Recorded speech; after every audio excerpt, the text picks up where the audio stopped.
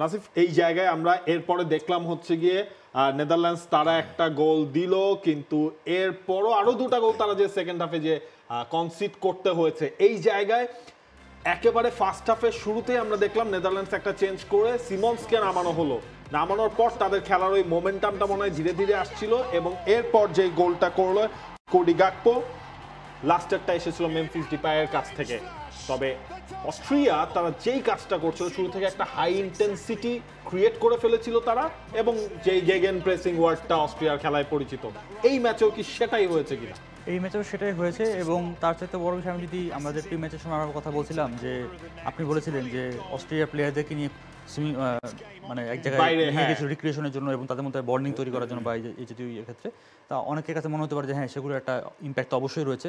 আমার কাছে মনে হচ্ছে তারা অনেক রিল্যাক্স ছিল। তারা এই ম্যাচটাতে যেহেতু তাদের 1 পয়েন্ট হলেও হতো, কারণ রাফ রাঙ্গনিক সেখানে একটা কথা বলছে যে 29 তারিখ থেকে, গেল মাসের 29 তারিখ থেকে তারা each and every day training করেছে, মানে সেই কারণে রিফ্রেশমেন্টটা ব্যবস্থা করা হয়েছিল।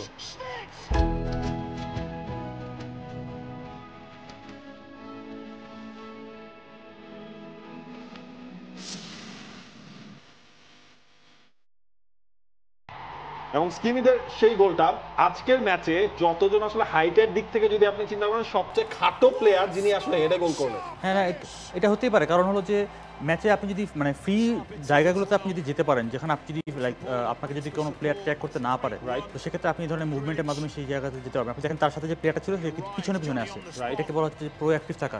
সে প্রোঅ্যাক্টিভ ছিল, সে যাচ্ছিল বলের কাছাকাছি যেতে, আর তার সাথে যে ডিফেন্ডার ছিল সে পিছন যাচ্ছিল। পিছন গেলে আপনি তো পাবেন না, রাইট, যদি বলটা ডেলিভারিটা ভালো মতো হয়। সো এই জায়গায় হাইটটা ম্যাটার করে অনেক সময় যদি এরিয়াল ডুয়েল হয়, কিন্তু এখানে কিন্তু কোনো ডুয়েল হয়নি।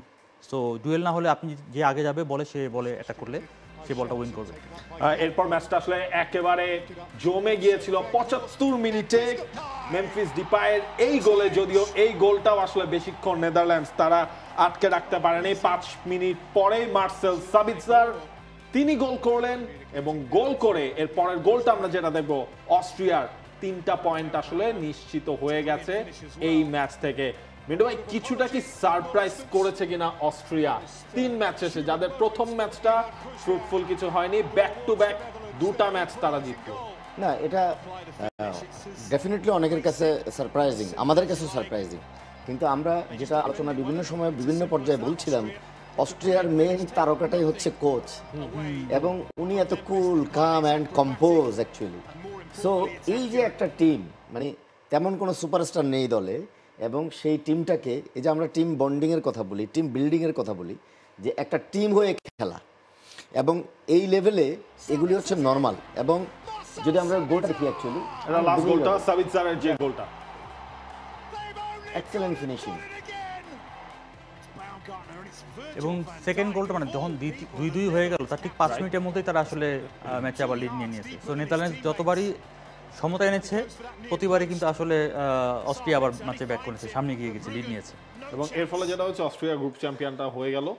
এবং এখান থেকে একটা জিনিস যেটা বোঝা যাচ্ছে অ্যাকচুয়ালি, সেটা হচ্ছে যে নেদারল্যান্ডসের ব্যাকলাইনটা কিছুটা শেকি ব্যাকলাইন, ইউনো, এবং আলটিমেটলি রাউন্ড অফ 16 এই ম্যাচগুলো আরও কঠিন হবে ডেফিনেটলি।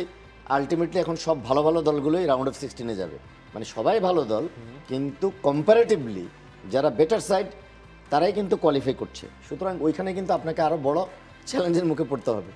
সো এগুলি ইন্ডিকেট করে যে অ্যাকচুয়ালি অপোনেন্টের উইকনেসগুলো কোন কোন জায়গাতে তাদের উইকনেসগুলো রয়েছে। তো মানে বেসিক্যালি যদি আমরা চিন্তা করি নর্মাল, সেটা হচ্ছে যে ব্যাকলাইনে আপনার যে ট্রানজিশনে ভালনারেবল আপনি, সেটার একটা এক্সাম্পল কিন্তু এই গোলগুলো কনসিডিং থেকে কিন্তু বোঝা যাচ্ছে। এবং এখন পর্যন্ত তারা 3 ম্যাচে 4টা গোল কনসিড করেছে, 4টা গোল স্কোরও করেছে। আবার একই সাথে যে ম্যাচে তারা গোল কনসিড করেনি সেই ম্যাচে হলো ফ্রান্সের সাথে ছিল। ফ্রান্স এখন পর্যন্ত 3টা ম্যাচ খেলে মাত্র 2টা গোল স্কোর করেছে, তার মধ্যে একটা পেনাল্টি থেকে আর একটা হলো ওন গোল থেকে। সো আলটিমেটলি ফ্রান্সের সাথে তারা 0-0 রেখেছিল, বাট বাকি 2টা টিমের সাথে তারা কিন্তু গোল কনসিড করেছে। নেদারল্যান্ডসের কথা বলছি। For more updates, subscribe to our YouTube channel and click on the bell icon. Follow us on Facebook and Instagram.